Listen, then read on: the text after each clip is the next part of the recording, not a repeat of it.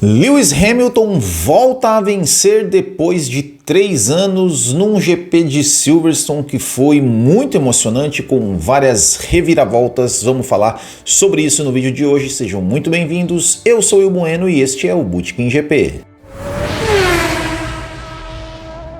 Primeiro destaque positivo vai para ele, claro, Lewis Hamilton, vencedor do GP da Grã-Bretanha, o cara que fazia aí quase 3 anos que não subia no lugar mais alto do pódio, desde o GP da Arábia Saudita de 2021, e ele conquistou essa vitória de uma maneira assim muito emocionante, né, para quem estava assistindo, principalmente por ser uma vitória em casa. E foi, né, o Hamilton largou na segunda posição ao lado do George Russell. As Mercedes começaram a corrida realmente muito forte. O Hamilton ele fez ali no começo da corrida até um movimento de proteção para o George Russell na largada.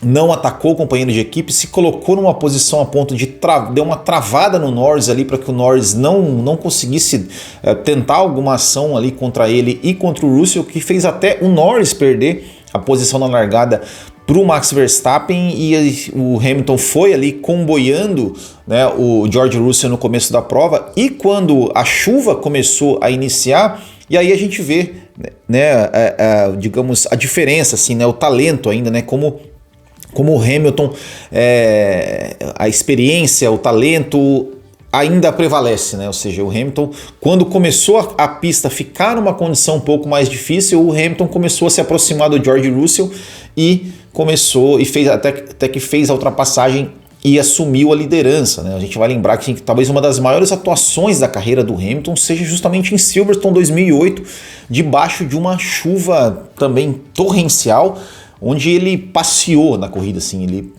ganhou com, 1 minuto de vantagem no segundo colocado. Não lembro exatamente qual foi a distância, mas eu lembro que foi muita distância. Foi uma corridaça do Hamilton aquela corrida. Então, quando começou as condições ficarem um pouco mais naquela coisa chove não molha, tá meio seco, meio molhado, o Hamilton começou a se prevalecer e assumiu a liderança da prova para cima do George Russell. Depois ele até cometeu um errinho ali, ele e o Russell foram para fora da pista juntos, mas isso não custou, né, a liderança. Na verdade, custaria um pouco depois, né, porque quando começou realmente a molhar mais, aí a McLaren foi a equipe que ficou mais forte na pista, né? Ou seja, a McLaren ela estava, né, segundo a própria transmissão falou, né, eles estavam com uma configuração mais assim voltada, realmente esperando a chuva. Então, quando chegou a chuva começou, né, a apertar um pouquinho mais, a McLaren começou a se sobressair, e aí o Norris e o Piastri eles assumiram a liderança, né? Mas depois a gente vai até falar mais sobre a McLaren. Depois, no segundo pit stop, na segunda rodada de pit stop, né, o Hamilton se aproveitou de entrar uma volta antes, né, já com a pista seca. Ele entrou na volta 38, colocou pneus macios usados, enquanto o Norris só foi parar na volta 39, então o Hamilton assumiu a liderança, né? Nessa altura da corrida o Russell já tinha abandonado, né? Já estava fora da prova, então o Hamilton assumiu a liderança e aí ele conseguiu administrar bem a vantagem, né? O Norris, que era parecia ser o seu principal adversário, acabou também com pneus macios, acabou não tendo o mesmo rendimento. O Verstappen, que passou a ser sua grande ameaça, o Verstappen conseguiu até no final diminuir um pouco a diferença em relação ao Lewis Hamilton, mas não o suficiente para chegar, para encostar, para atacar, e o Hamilton venceu assim de maneira sensacional. Foi muito legal, né, ver o Hamilton voltar a vencer, foi muito legal ver o Hamilton emocionado, né, por conquistar uma vitória. Poxa, o cara ganhou 104 vezes na Fórmula 1 e o cara ainda se emociona. O cara ainda se emociona por ganhar uma corrida. O cara ganhou 7 títulos.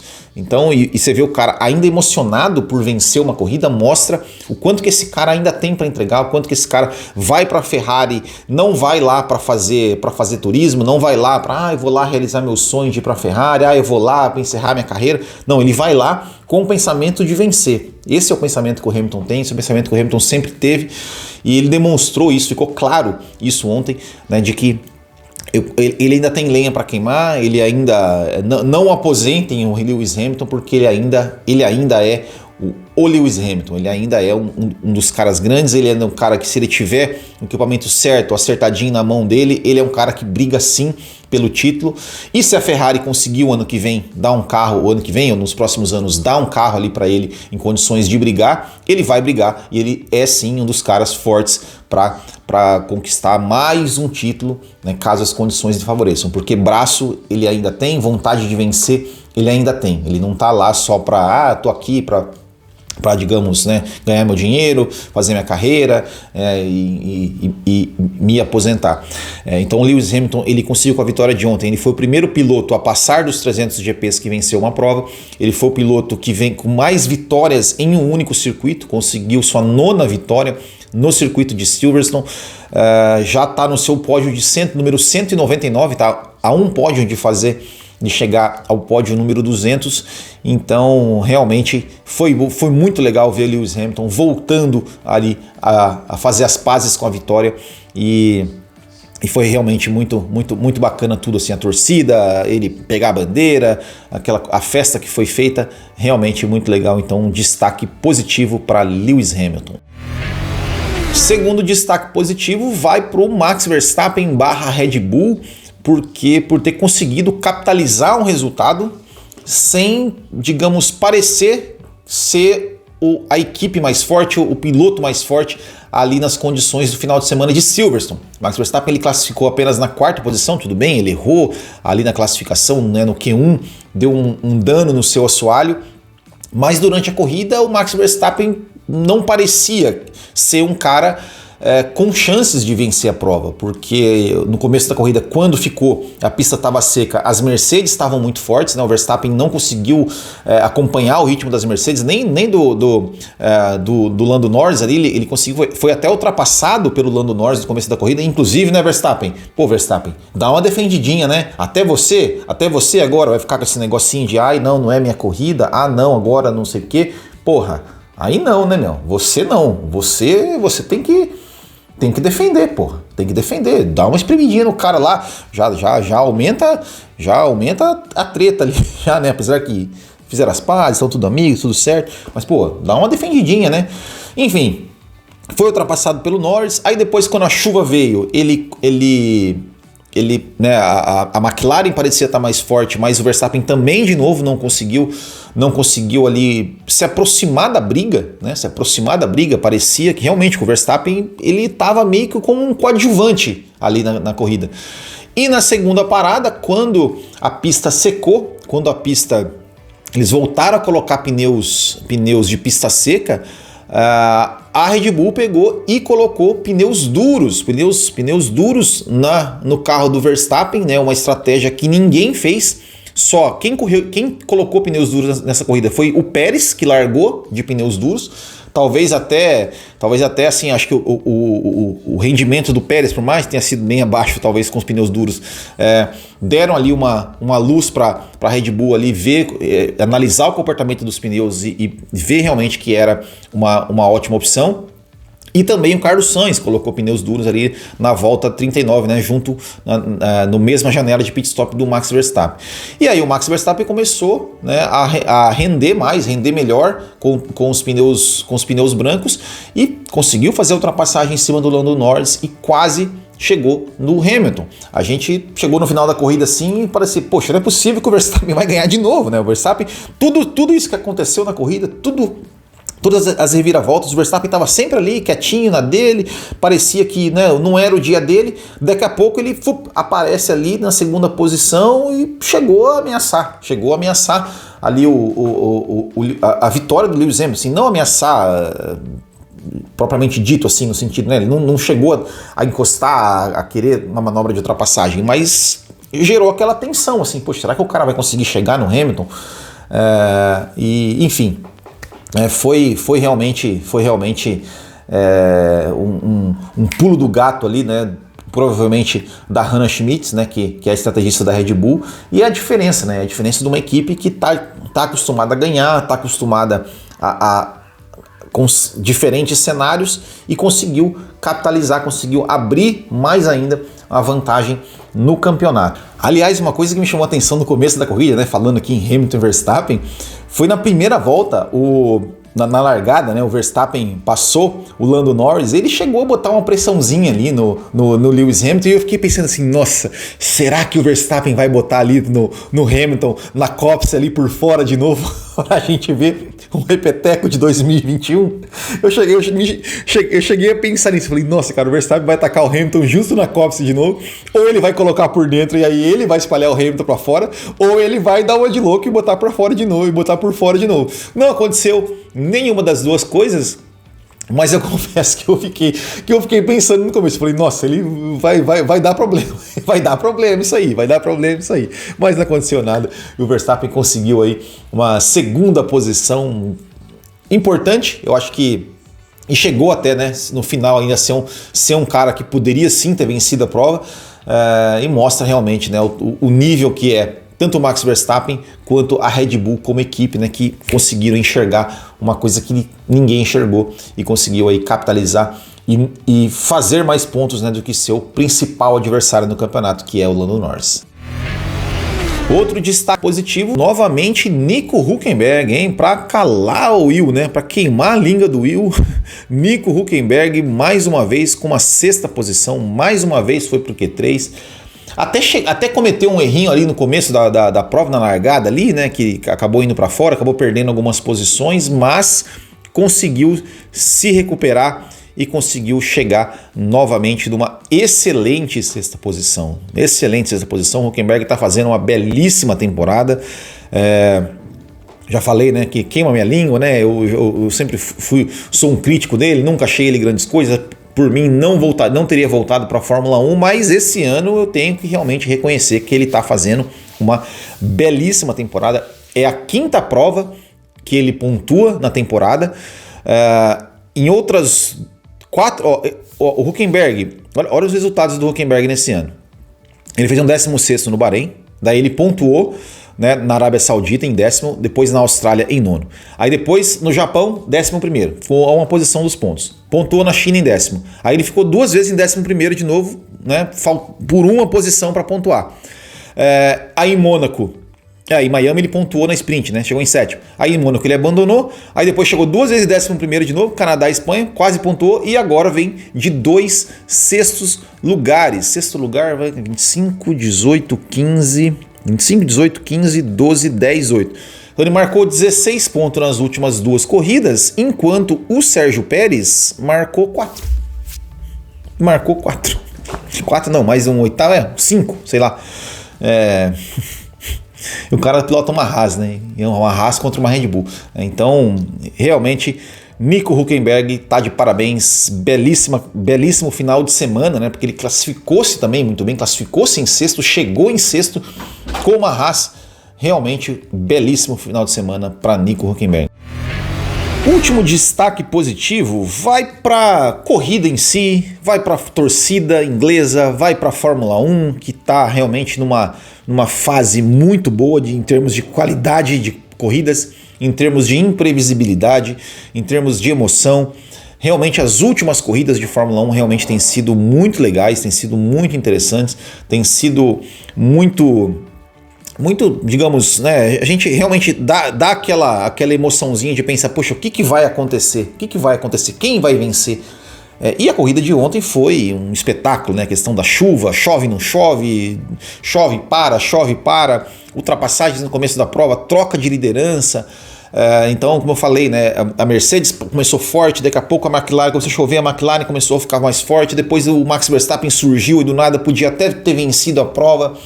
Então foi realmente muito legal ver a torcida, né, comemorando, vibrando, né, com os pilotos britânicos, tanto na classificação ali de 3 pilotos britânicos, quanto na corrida, né, quando o Hamilton assumiu a liderança, quando o Hamilton ganhou, quando o Norris passou o Verstappen, sempre a torcida vibrando muito. Poxa, imagina que legal, né, cara? Você vê os 3 pilotos do seu país ali liderando, brigando por vitórias, sensacional.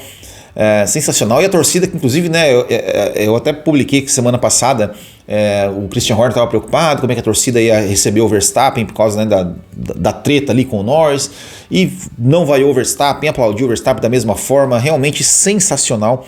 Fórmula 1, ela está aí na sua melhor fase desde 2021, entregando boas corridas, bons resultados, boas corridas, imprevisibilidade, emoção. É isso que a gente quer ver. É isso que a gente quer ver. Mais equipes, mais de uma equipe, mais de duas equipes com chances reais de vitória.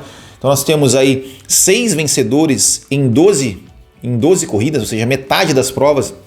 Ou seja, né, nós temos aí vencedores diferentes. É claro que nós temos 7 vitórias do Max Verstappen, mas já tivemos aí a Mercedes vem de 2 vitórias seguidas, a Ferrari vem com 2 vitórias, a McLaren já ganhou uma corrida. Então eu acho que tem essa tendência aí no ano, tende a continuar, né? Tende a gente ver aí vencedores diferentes. Então aí destaque positivo para a corrida e para a Fórmula 1.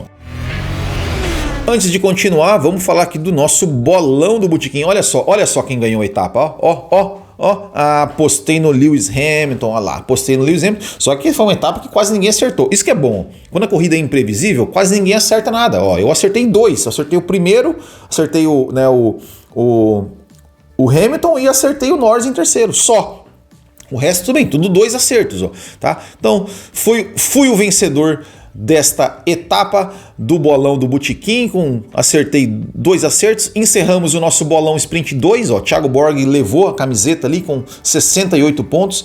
A partir da próxima corrida, tem mais 6 corridas, bolão Sprint começa de novo, zero, novo campeonato, valendo uma camiseta aí do Botequim GP, tá? E classificação geral, por enquanto que Thiago Borg, André Ogawa, Ricardo Banniman, Henrique Alves e Isaías Luiz são os 5 aí que no momento estão levando as camisetas do Botequim GP como premiação. Se você quiser participar do bolão do Botequim, é só clicar aqui em Seja Membro, tá? E você se torna um apoiador e participa do nosso bolão do Botequim, certo?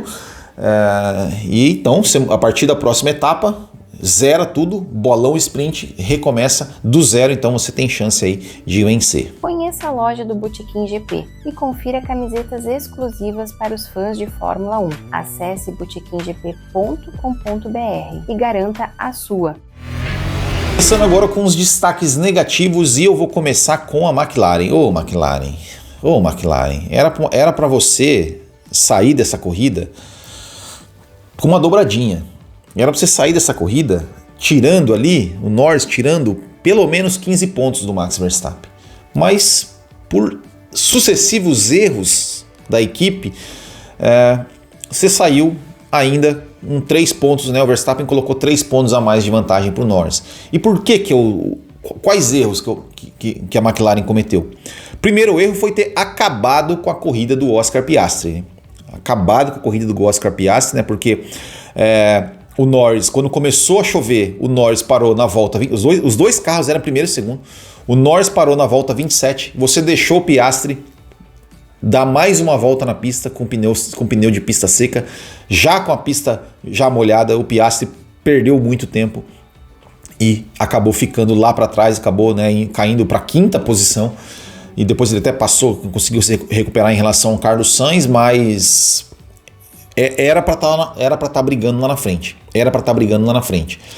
Então, assim, a Mercedes parou o Hamilton e o Russell na mesma volta. Por que a McLaren não consegue fazer isso? Por que vocês não conseguem fazer isso? A equipe que quer ser grande tem que saber fazer isso. É o mínimo, né? Tem que conseguir fazer isso. Tem que fazer os dois pit stops juntos. E depois, o segundo pit stop da McLaren, primeiro, entrou uma volta depois de todo mundo, né? Ou seja, todo mundo entrou na volta 38, o Norris entrou na 39, né? Tudo bem, chamou o Piastri primeiro dessa vez. E aí, no Piastri coloca pneu médio, no Norris coloca pneus macios, usados. Por que não colocar pneus médios também? Parecia ser o pneu que estava rendendo melhor para todo mundo. Tanto é que o Piastri no final da prova, ele estava virando muito mais rápido que o Norris, ele estava tirando a diferença do Norris, e o Norris perdeu a 2ª posição para o Max Verstappen e não teve nenhuma chance de chegar no Lewis Hamilton. Será que se ele tivesse colocado pneus médios, o Norris poderia, de repente, quem sabe, até brigar com o Lewis Hamilton pela vitória, ou pelo menos segurar o Max Verstappen ali, descontar 3 pontinhos que seja no campeonato? Fora que a McLaren fez um pit stop de, se não me engano, de 4,5 segundos, né, com o Lando Norris. Ou seja, não pode, né? Não pode. Uma equipe que quer ser grande, voltar a ser grande, não pode cometer esse tipo de erros, né? Entregar ali uma corrida, assim, entregar pontos, né? Como eu falei, o Verstappen ele ficou toda a corrida sendo praticamente um coadjuvante, não era um cara que a gente, né, dizia que ele iria vencer a corrida, parecia que ele estava realmente era carta fora do baralho. E a McLaren parecia ser, se não a equipe mais forte, mas pelo menos estava ali brigando com a Mercedes. E aí a própria equipe tirou, né,